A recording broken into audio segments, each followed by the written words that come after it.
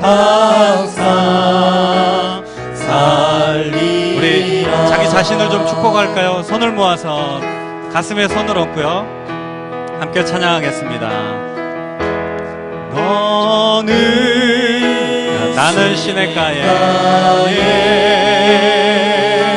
심은 나무라. 하나님의 사랑 안에 믿음 뿌리 내리고 주의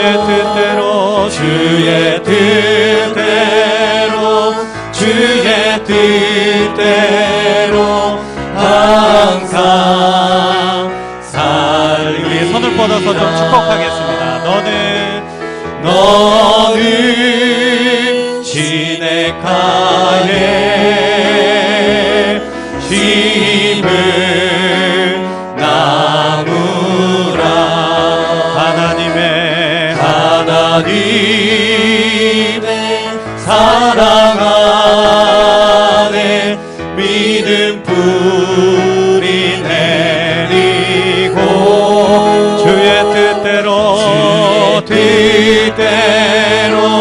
주의 뜻대로 항상.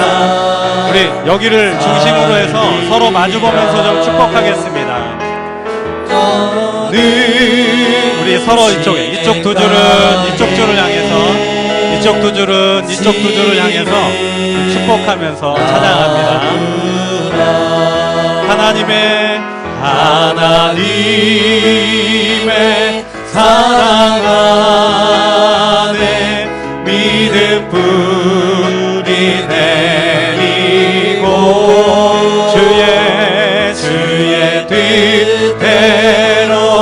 주의 뜻대로 항상.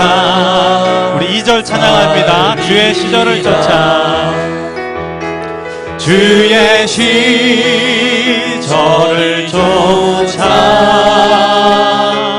구원 열매 맺은 주의 영화로운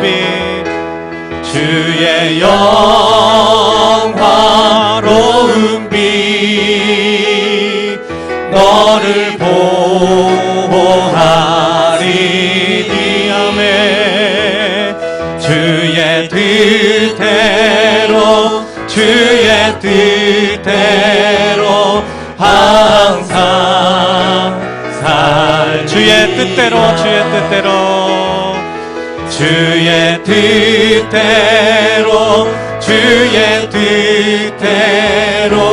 항상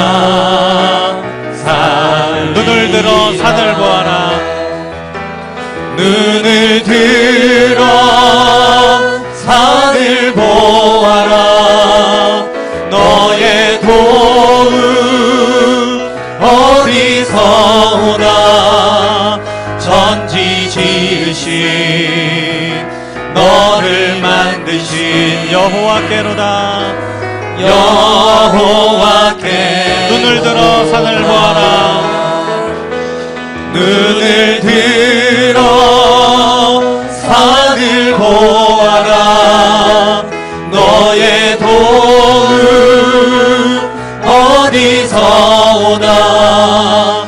천지 지으신 너를 만드신 여호와께. 다시 한번 믿음으로 고백합니다. 눈을 들어 산을 보아라. 너의 도움 어디서 오나. 천지 지으신 너를 만드신 여호와께로다. 눈을 들어 산을 보아라. 너의 도움 어디서 오나. 천지 지으신 너 여호와께로다.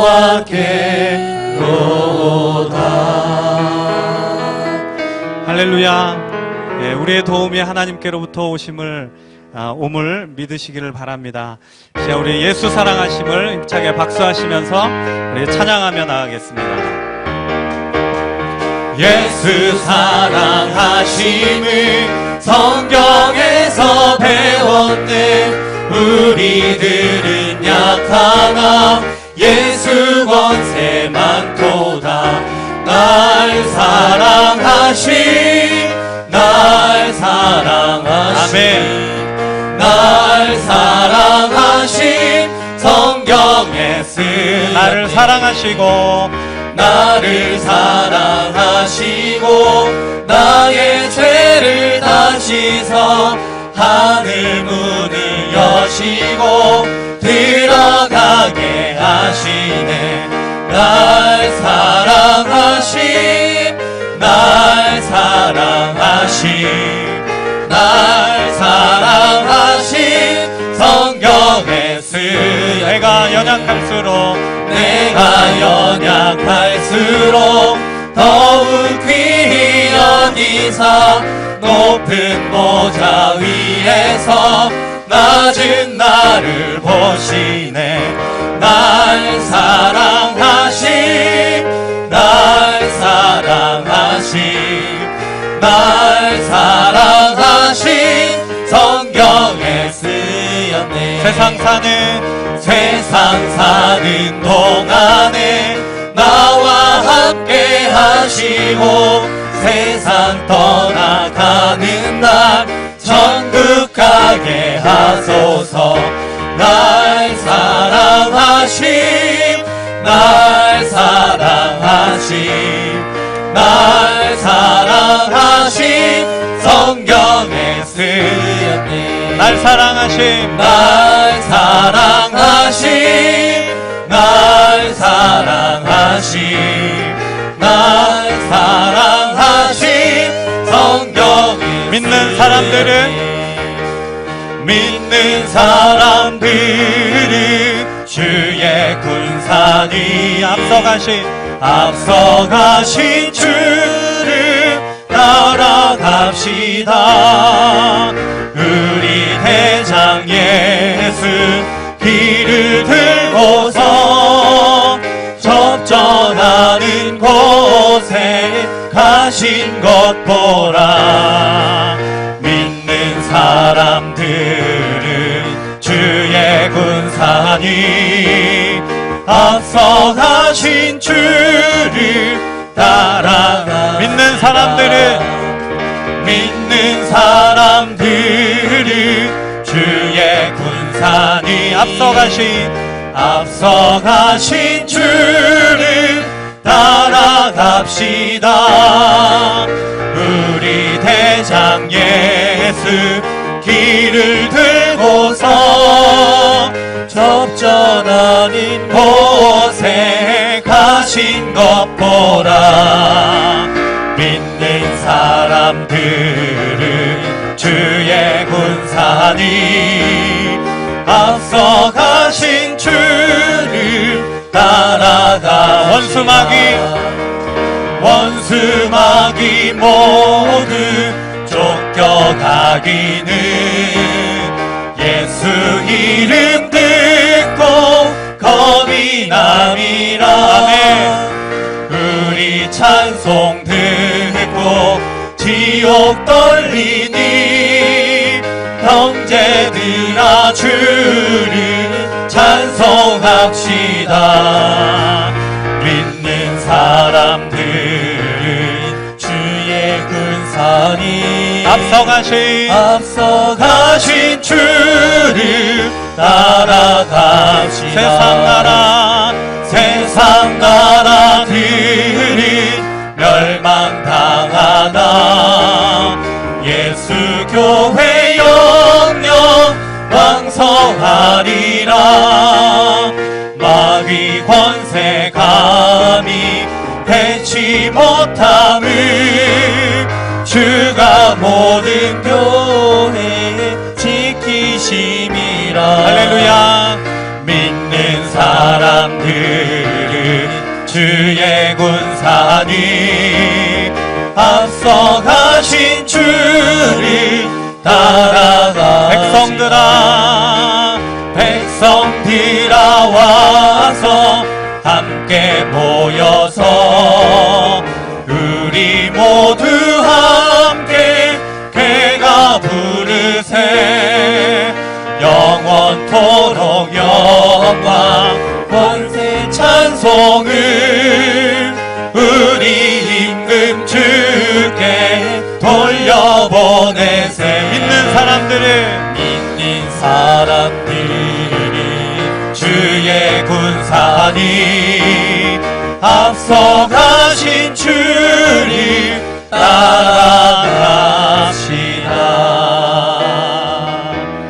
할렐루야. 우리들은 다 믿는 사람들이고 다 주의 군사인 줄로 믿습니다. 이 시간 우리 주의 말씀 앞에 나아가기 위해서 예수 앞에 나오면 이라는 찬양으로 믿음으로 고백하며 나아가도록 하겠습니다.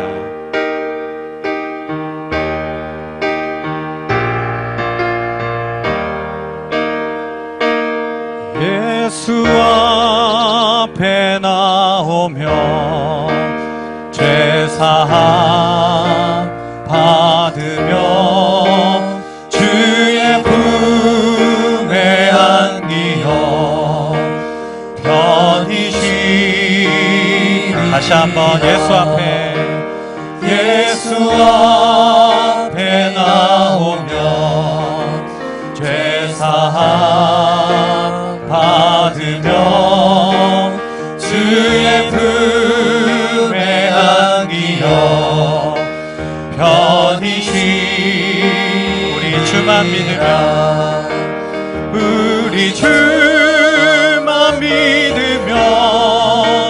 모두 구원 얻으며 영생 복락 멸류관 확실히 예수 앞에 나와서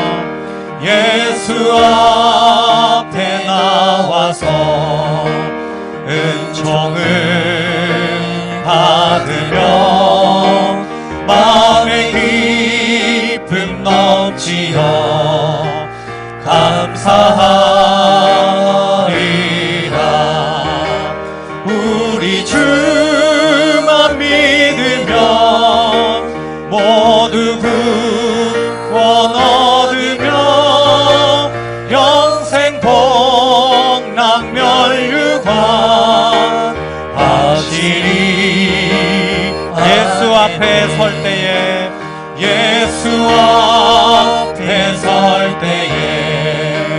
흰 옷을 입으며 밝고 빛난 내심에 길이 살리라.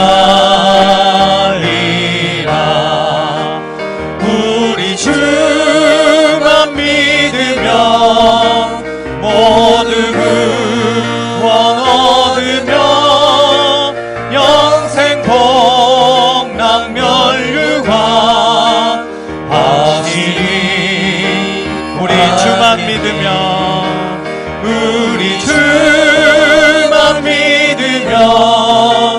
모두 구원 얻으며 영생 복락 멸류관 하시리. 받겠네. 할렐루야. 아멘. 오늘 주시는 하나님의 말씀은 신약성경 고린도전서 3장 16절 말씀 한 절 말씀만 봅니다. 제가 가진 성경 신약 266페이지 고린도전서 3장 16절 다 찾으신 줄 알고 한 목소리로 함께 봉독합니다. 시작. 너희는 너희가 하나님의 성전인 것과 하나님의 성령이 너희 안에 계시는 것을 알지 못하느냐. 아멘.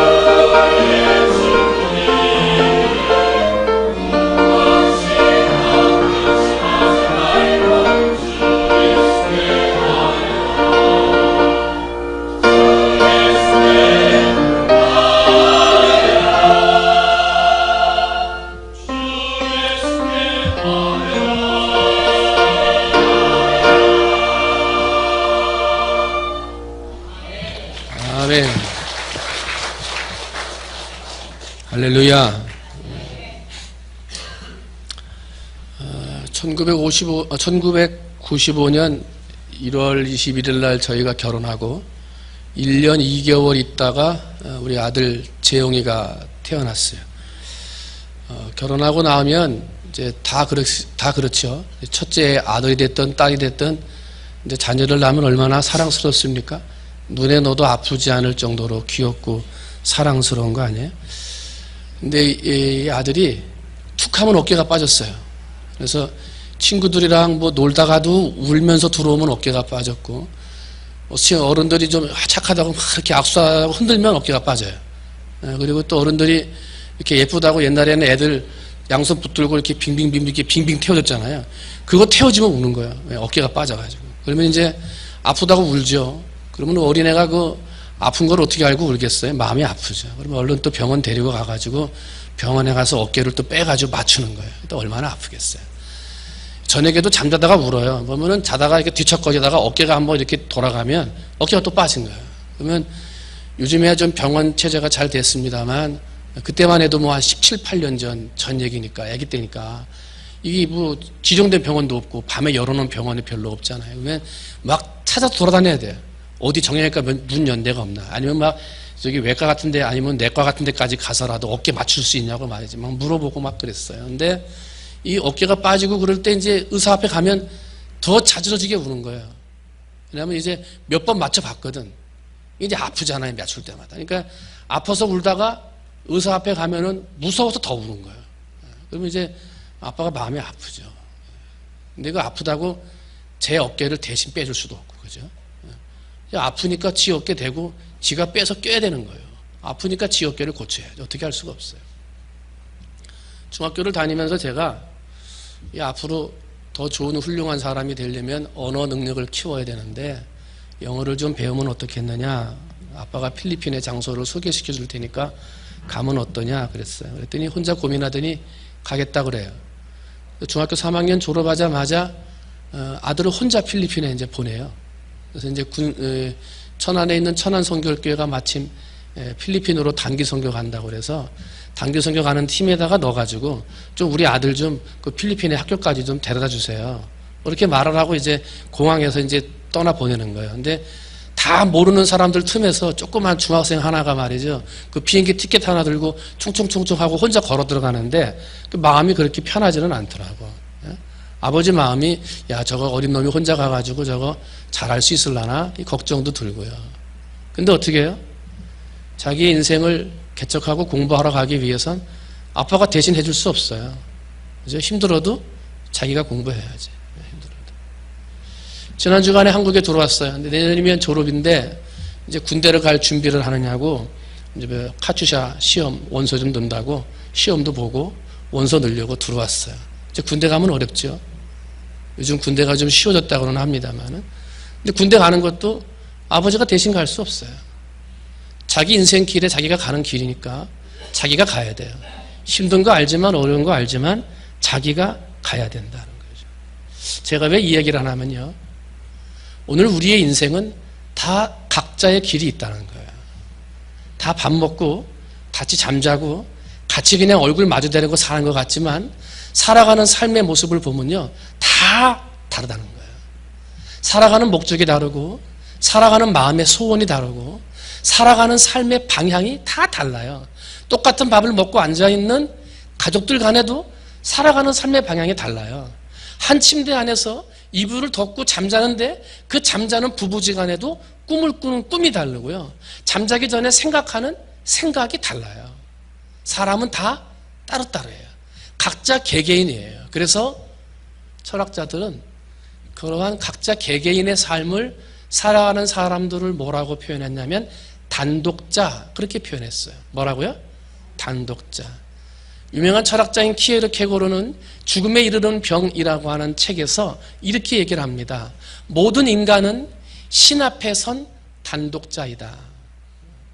모든 인간은 신 앞에 선 단독자다 그랬어요. 함께 사는 것 같은데 단독자라는 거예요.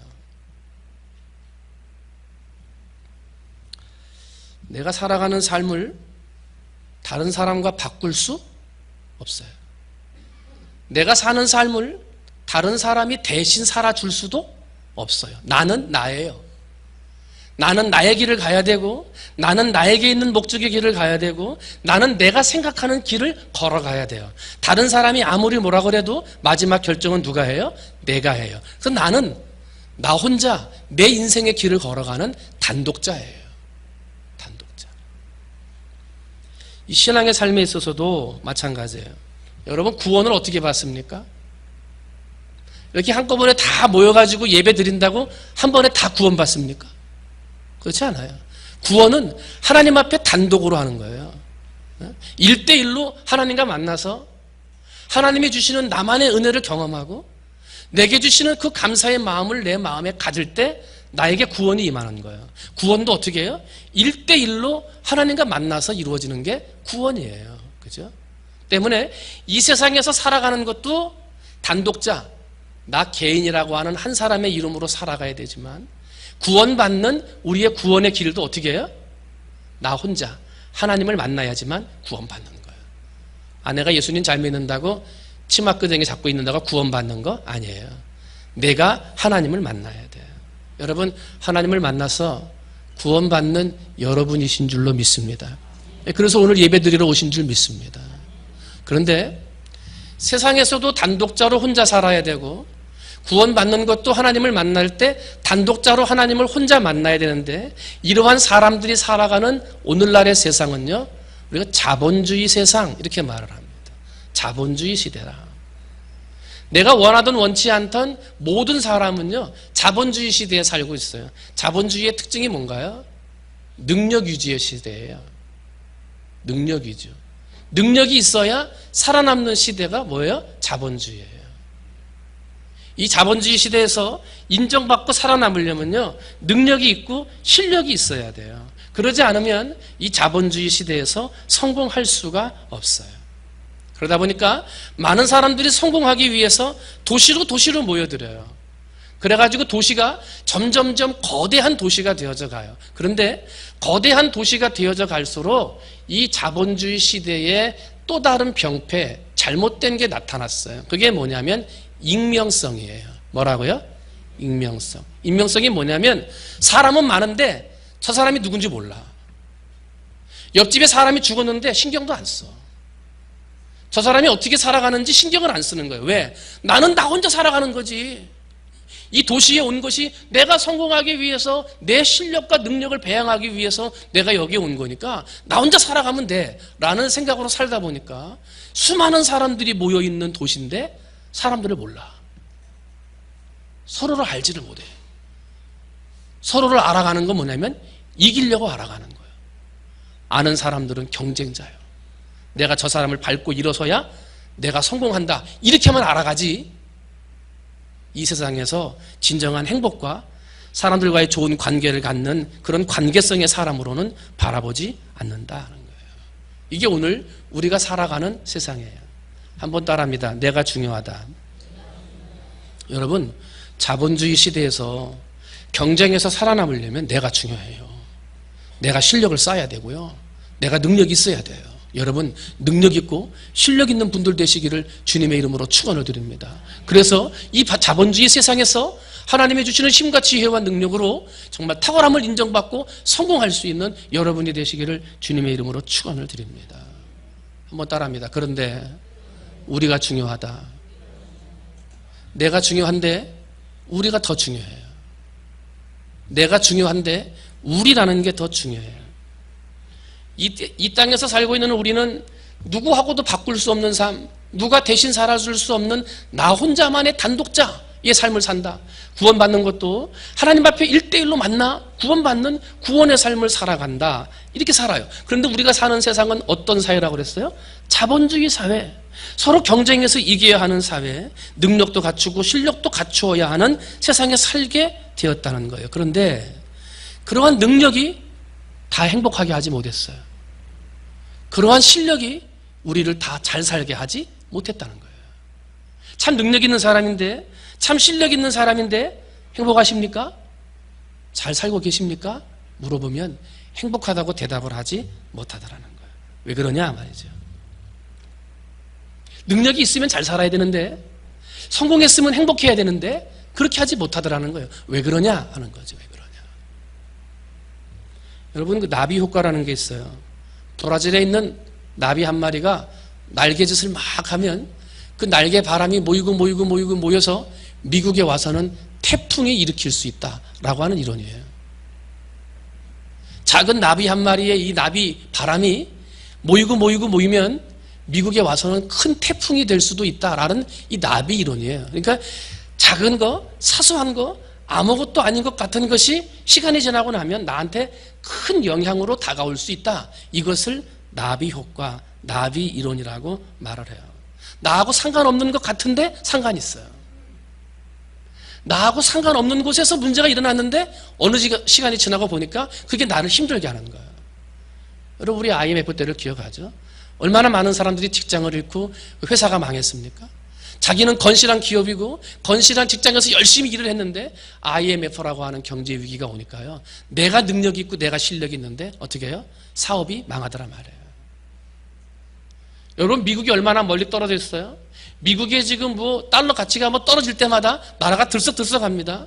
바로 옆 나라에 있는 일본의 엔화 가치가 떨어질 때마다 나라가 들썩들썩합니다. 지금 미국하고 중국하고 무역 전쟁 막 벌이고 있잖아요. 근데 지금 전 세계가 들썩들썩합니다. 난리가 났어요. 이거 빨리 결정해야지, 빨리 끝내야지 그래요. 왜 그렇습니까? 나비 효과예요. 사람은 혼자 살아가려고 하고 실력이 있고 능력을 갖추면 다 잘 살 줄 알았는데 그렇지 않더라는 거예요. 사람은 함께 사는 존재라는 거예요. 함께. 여러분, 우리 한문에 인간이라는 말을 쓸 때 사람 인자를 잘 알죠? 사람 인자는 이 두 사람이 서로 등을 맞대고 기대어 있는 모습을 형상화해서 사람 인자를 만들었어요. 혼자서는 사람 인자가 만들어지지 않습니다. 두 사람이 있어야 돼요. 그리고 등을 마주댔는데 등을 마주댄 한 사람이 등을 친해버리면 사람 인자가 안 돼요.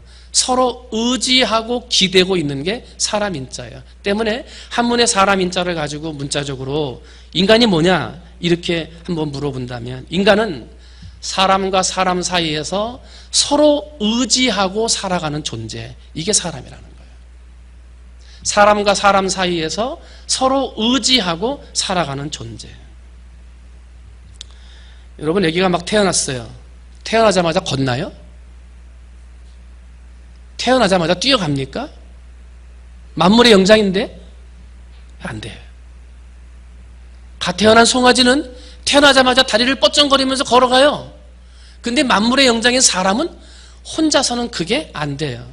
그래서 우리 옆에 부모라는 사람을 붙여주셨고요. 그 부모가 그래도 20년 정도까지는 먹여주고 입혀주고 길러주고 재워주고 가르쳐줘야 사람다운 사람이 돼요. 어떤 사람이 자기 실력이 있어요. 능력이 있어가지고 좋은 직장에 들어갔어요. 그리고 뻐겼어요. 내가 좋은 직장에 들어갔다 그래요. 근데 회사가 망했어요. 그럼 뭐합니까? 아무리 실력이 있고 능력이 있어도 회사가 망하면 실업자가 되는 거예요. 이처럼요, 인간의 삶은 누군가를 의지하고 누군가와 함께 살아가는 사회가 인간 사회예요. 그래서 나 한 사람이 능력을 갖고 실력을 갖는 것도 중요하지만 그것보다 더 중요한 건 함께 살아가는 우리라고 하는 게 더 중요하다 하는 거예요. 여러분, 내 안에 실력도 쌓고 능력도 쌓아서 성공하고 승리하실 뿐만 아니라 여러분 주변에 있는 사람들과 서로 어깨를 기대고 서로 아름다운 관계 속에서 협동하며 사랑하면서 사람다운 삶, 행복하고도 정말 좋은 삶을 살아가는, 인간다운 삶을 살아가는 우리 안에 행복한 여러분이 되시기를 주님의 이름으로 축원을 드립니다. 그래서 사람이 같이 살 수 없으니, 사람이 혼자 살 수가 없으니까 같이 살려고 하다 보니까 모임을 만들고 공동체를 만들고 그게 민족이 되고 나라가 되는 거예요. 그래서 나라와 민족이라는 공동체도 우리 안에 생기게 됐고요. 그 공동체 안에 들어가서 평안을 찾고 위로를 찾고 서로 의지하며 살아가는 게 사람이에요. 그런데 문제는 공동체에 들어가서 서로 의지하고 서로 사랑하면서 살아가려고 들어갔는데 시간이 지나고 나니까 네 편, 내 편으로 갈려요. 내 생각, 네 생각으로 달라져요. 그리고 저 사람 편, 이 사람 편으로 갈라져요. 적대감이 생겨요. 그리고 심하게 되면 원수감까지 갖게 돼요. 분명히 나는 이 공동체 안에 들어가서 서로 의지하고 인간다운 삶을 살려고 들어갔는데 그 공동체 안에서 원수가 돼요. 교회를 한번 살펴봅니다. 교회는 하나님으로부터 부름을 받은 사람들의 모임입니다. 할렐루야. 여러분 오늘 이 자리에 나오신 거 누가 불렀어요? 하나님이 부르신 거예요. 내가 교회 가야지 그래서 왔는데? 아니요. 그 마음을 누가 주셨어요? 하나님이 주신 거예요. 일찍 가야지 빨리 가야지 그 마음을 누가 주셨어요? 하나님이 주셨어요. 그렇게 하나님이 마음을 주신 분들이 모인 곳이 어디예요? 교회라는 거예요. 그런데 여러분 이 교회의 본복이 교회의 좋은 모습을 이야기할 때 초대교회를 이야기하죠. 사도행전 2장 44절로부터 보면 믿는 사람이 다 함께 있어 모든 물건을 서로 통용하고 또 재산과 소유를 팔아 각 사람의 필요를 따라 나눠주고 날마다 마음을 같이하여 성전에 모이기를 힘쓰고 집에서 떡을 떼며 기쁨과 순전한 마음으로 음식을 먹고 하나님을 찬미하며 또 온 백성에게 칭송을 받으니 주께서 구원받는 사람을 날마다 더하게 하시니라 그래요. 초대교회, 오늘날의 교회들이 본받기를 원하는 초대교회는요, 교회 안에 나라는 게 없었습니다. 우리가 많았습니다. 나 혼자 먹는 거? 아니요. 같이 먹었습니다. 내 재산이니까 내가 쓴다? 아니요. 교회에다가 헌금하고 같이 나누어 썼습니다. 같이 모이기를 힘썼습니다. 같이 찬송했습니다. 그러면서 많은 사람들에게 칭송을 받았습니다. 그래서 구원받는 사람의 수가 날마다 더하여 가게 했다는 거예요. 여러분, 오늘 우리 충무중앙교회가 이 초대교회를 본받는 교회가 되기를 소원합니다. 그러려면 나는 없어지는 거예요. 우리가 있어야 돼요. 내 생각, 내 마음, 내 계획은 없어지는 거예요. 우리의 생각, 우리의 계획, 우리의 마음이 있어야 한다 하는 거예요. 그런데 안타깝게도 초대교회 이후에 오늘날에 이르기까지 수많은 교회들이 초대교회를 본받아 가기는커녕 좋은 것을 물려받기는커녕 오히려 초대교회 때의 모습과 정반대의 길로 걸어왔어요. 그래서 성경 안에도 바울파, 게바파, 아볼로파, 그리스도파가 생기고 제자 안에도 서로 분열이 되는, 교회 안에도 서로 갈등과 분열이 일어나는 일들이 생기게 했던 거예요. 우리가 아니라 각자로 나누어지는 일들이 있게 된 거예요. 영성이나 성결, 성령론에 대한 이야기를 할 때 베네딕트 수도원 그리고 프란시스 수도원이라고 하는 수도원 운동들을 많이 이야기를 합니다.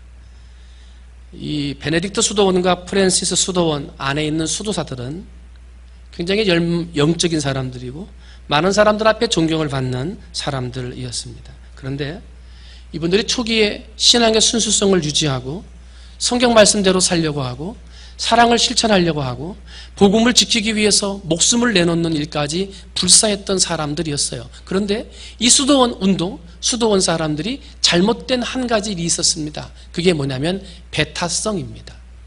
하나가 되지 못했습니다. 우리가 되지 못했습니다.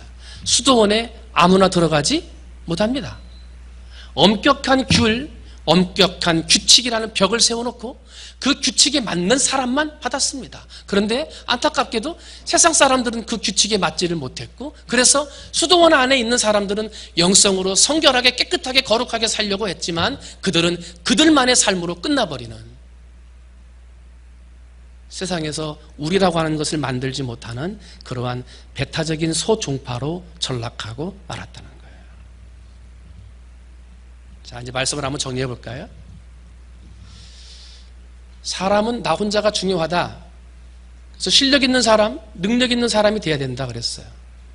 그런데 실력 있는 사람, 능력 있는 사람이 되어도 그런 능력과 실력으로 살아가는 우리의 세상은 자본주의 세상이다. 이 자본주의 세상에서는 실력 있는 자만 살아남는다. 그런데 그러기 위해서 들어간 공동체가 오히려 나누어지고 배타적이 되고 살아가기 어려운 시대가 되어진다. 이게 오늘 우리가 살아가는 세상이라는 거예요. 그러면 한 가지 질문을 하고 이제 결론으로 넘어갑니다. 그럼 왜 하나님이 교회를 만드셨을까 하는 겁니다. 하나님이 왜 교회를 만드셨을까? 여러분 아까 신앙적인 부분도 예수 잘 믿는 부인 있다고 부인 치맛자락 붙들고 한다고 구원받는 거 아니에요? 구원은 어떻게 받는다 그랬어요? 하나님과 나와의 1대1의 교제와 만남을 통해서 구원받는다 그랬어요. 그러면 하나님이 각 사람을 만나서 은혜를 주시고 구원받게 하시면 야, 너 구원받아라, 은혜 받아라 하면 끝나면 돼요. 근데 왜 구원받은 사람들끼리 모이라고 하는 교회를 만드셨을까 하는 거예요. 구원받는 건 개인 1대1의 문제인데 왜 하나님이 구원받은 사람들을 모이는 교회를 만들으셨을까 하는 거예요. 그리고 초대교회를 본받으라 그랬을까 하는 거예요. 한번 따라합니다. 구원의 증거. 뭐라고요? 구원의 증거. 너가 구원받았느냐? 그러면 증거를 보여라. 은혜를 받았느냐? 그럼 은혜를 나누어라. 사랑을 받았느냐? 그럼 네가 먼저 사랑해라. 하나님께서는요, 우리의 구원받은 것은 1대1의 관계 속에서 이루어지지만 그 구원받은 증거를 나타내라고 말씀하세요. 그 구원받은 믿음과 은혜를 행함으로 드러내 보이라고 우리에게 명령하세요. 너의 이웃을 내 몸과 같이 사랑하라. 그 사랑하는 모습을 보아야 구원받은 자인 줄 알리라. 나그네를 선대하고 어린 소자에게 냉수 한 그릇을 대접하라. 사랑받고 싶으냐? 그럼 먼저 사랑해라. 용서받고 싶으냐? 그럼 먼저 용서해라. 그러므로 구원받은 너의 증거를 드러내라. 어디에서? 교회에서. 먼저 교회라고 하는 공동체에 안아서 구원받은 사람들이, 은혜받은 사람들이, 사랑의 은혜를 받은 사람들끼리 먼저 사랑받은 사람답게 먼저 사랑하고 구원받은 사람답게 먼저 냉수를 떠다주는 사랑의 증거를 보여라. 그리고 그 힘과 능력을 가지고 교회 밖의 사람들, 하나님의 그 사랑과 은혜를 알지 못하는 사람들에게 구원과 은혜를 전파하는 사람이 되어라. 그게 교회를 만드신 목적이에요. 여러분, 그렇게 살고 계십니까? 교회 안에서 구원받은 증거를 드러내고 계십니까? 하나님이 내게 주신 은혜를 다른 사람들과 나누고 계십니까? 하나님이 내게 주신 그 구원의 은혜에 감사해서 헌신하고 봉사하고 수고하는 일들에 기꺼이 앞장서고 계십니까? 믿음의 증거가 드러나고 있느냐 하는 거예요. 행함이 있는 믿음이 있느냐 하는 거예요. 사도행전 2장입니다.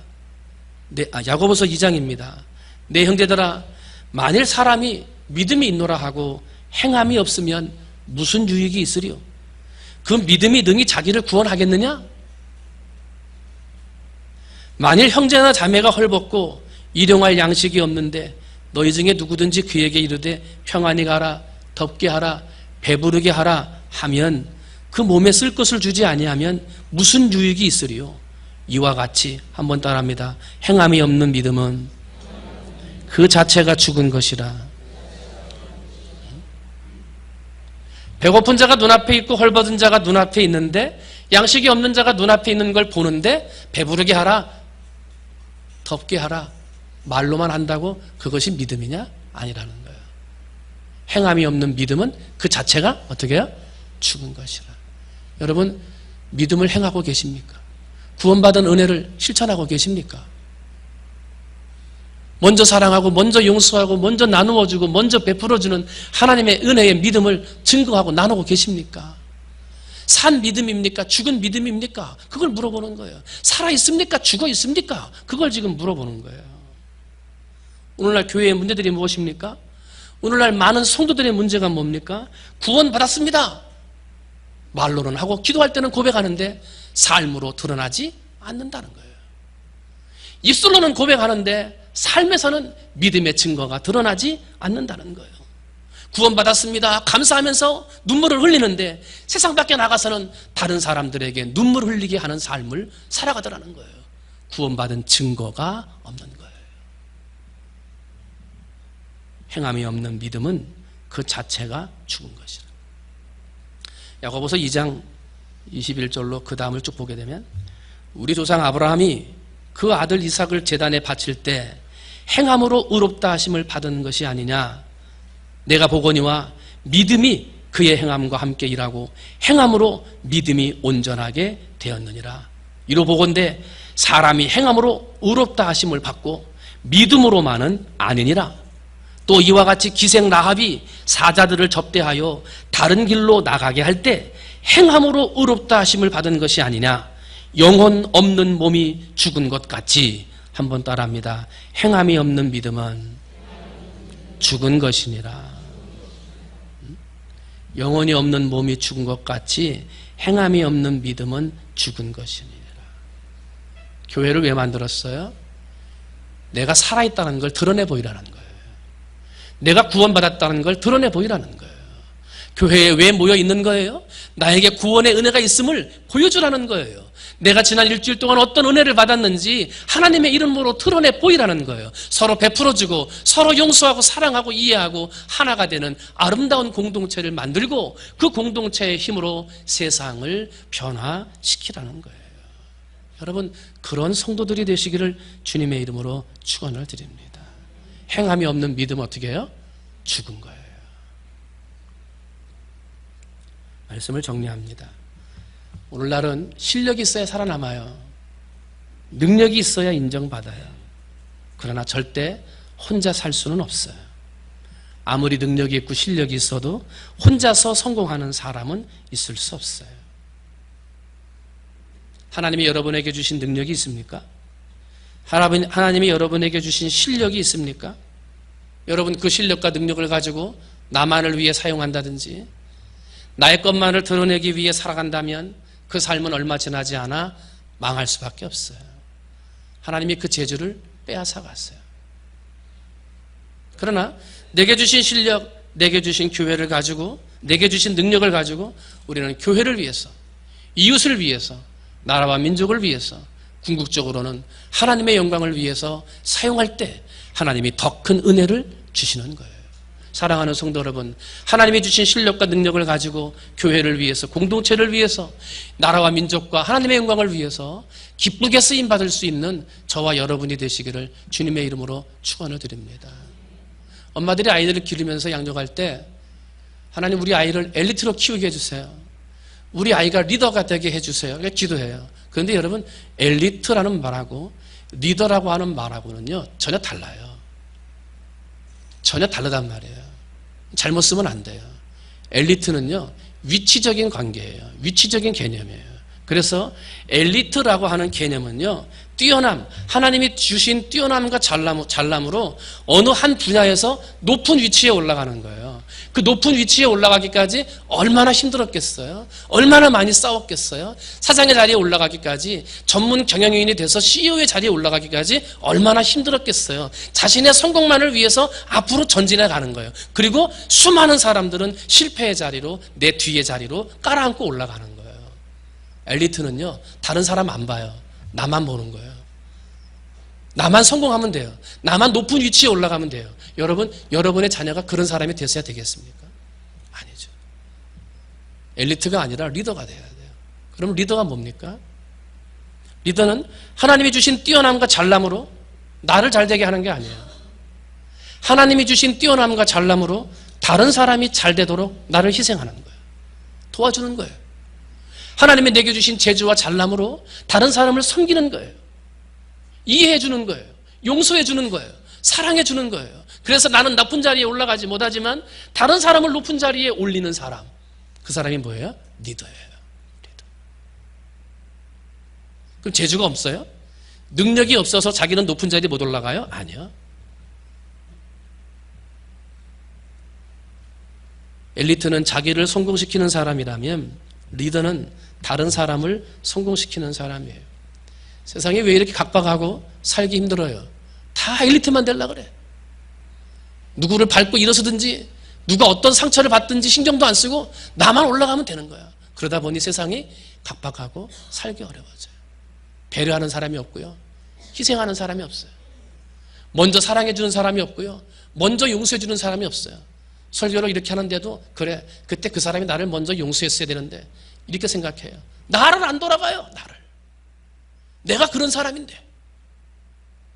하나님이 주신 재주와 실력으로 나를 위해 살고 내 생각과 내 계획을 주장하는 삶으로 살아가는 게 난데 다른 사람을 바라본다. 그러니까 어떻게 해요? 세상이 각박하고 살아가기 힘들어지는 거예요. 여러분, 엘리트가 되려고 하지 말고 리더가 되는 꿈을 꾸시기를 주님의 이름으로 축원을 드립니다. 말씀을 정리해요. 여러분, 하나님이 주시는 능력과 실력을 겸비한 최고의 전문가가 되시기를 주님의 이름으로 축원을 드립니다. 누구도 따라올 수 없는 그 분야의 최고의 전문가. 그런데 그 자리에서 나의 영광을 위한 삶이 아니라 하나님의 영광을 위한 삶으로 쓰임받는 진짜 실력자가 되시기를 주님의 이름으로 축원을 드립니다. 그래서 엘리트가 되어 어떤 한 위치에 올라가 많은 사람들을 밟고 일어서 나만 승리하려고 하는 사람들 되지 말고 하나님이 내게 주신 재주와 재능으로 섬겨주고 이해해주고 용납해주고 사랑해 주어서 다른 사람이 나보다 먼저 올라가더라도 기꺼이 그 사람을 섬겨줄 수 있는 하나님이 기뻐하시는 리더들이 되시기를 주님의 이름으로 축원을 드립니다. 오늘 본문 말씀이죠. 너희가 하나님의 성전인 것과 하나님의 성령이 너희 안에 계시는 것을 알지 못하느냐. 내 안에 믿음이 살아있는지 죽어있는지 성령님은 아신다. 내가 지금 엘리트의 꿈을 꾸며 살고 있는지 리더스러운 삶을 살고 있는지 내 안에 계신 성령님은 아신다. 2018년 마지막 남은 4개월 동안 우리 교회 성도들이 이런 기도를 했으면 좋겠습니다. 주여, 이제부터는 나를 위한 삶이 아닌 이웃을 위한 사람, 교회를 위한 사람이 되게 하여 주시옵소서.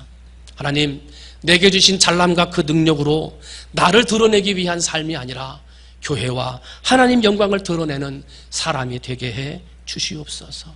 하나님, 내가 엘리트의 옷을 입고 있었다면 그런 생각의 옷을 벗어버리고 섬겨주고 이해하고 높여주는 리더의 삶을 살게 해 주시옵소서. 여러분, 그렇게 기도할 때 성전 대신 내 안에 살아계신 성령님이 그 기도에 응답하사 여러분을 더 높은 리더의 자리에 그리고 더 성공된 은혜의 사람으로 만들어 가실 줄 믿습니다. 이러한 간절한 기도가 응답되어 하나님 앞에 인정받는 성도들이 되시기를 주님의 이름으로 축원을 드립니다. 기도합니다. 사랑의 하나님 아버지, 세상에서는 잘남과 능력이 있어야 인정받는 그런 자본주의 세상에서 살아갑니다. 하나님의 믿음의 은혜를 받은 우리 구원받은 성도들도 자본주의 세상에서 인정받으려면 능력과 실력을 갖추어야 합니다. 아버지, 그러나 그러한 능력과 실력이 나를 드러내거나 나를 높이고 자랑하는 데 쓰이는 세상처럼 닮아가면 우리는 죽을 수밖에 없습니다. 다 빼앗기고 마는 것입니다. 아버지 하나님, 내게 주신 잘남과 그 능력을 가지고 하나님의 영광을 위해 쓰는 리더들이 되게 하여 주시옵소서. 내가 높아지는 곳에만 사용하는 엘리트 같은 삶을 살아가지 않게 하시고 아버지, 모든 사람을 섬기고 베풀고 이해해주고 용서해주고 끌어안고 그리고 섬겨주고 나눠주는 리더의 삶을 살아가는 우리 성도들 되게 하여 주시옵소서. 그러므로 마지막 때 우리 충무중앙교회가 그런 리더들이 많이 세워져서 하나님 앞에 쓰임받는 교회요, 주변의 많은 생명들을 살리고 구원하기에 부족함이 없는 능력의 교회가 될 수 있도록 하나님 복 내려 주시옵소서. 나도 중요합니다. 그런데 우리가 더 중요합니다.